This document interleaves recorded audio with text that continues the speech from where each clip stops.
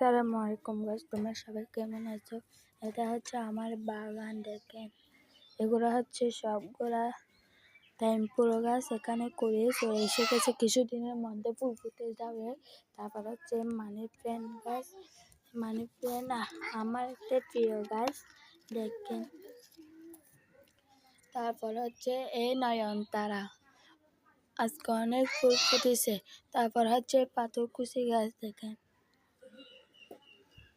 তারপর হচ্ছে এলোভেরা গাছ। এলোভেরা আর আছে এখানে গাঁদা ফুল গাছ। দেখেন, তারপর হচ্ছে সন্ধ্যা মালতী গাছ। এটা আজকে ফুল ফুটে নেয়, সন্ধ্যা পরে ফুল ফুটবে। আর এখানে আছে এই গাছটা, এরপর আছে এই কুদিনা গাছ, এরপর আছে পানি কাপড় গাছ, এরপর আছে এই নাম না জানা গাছটা।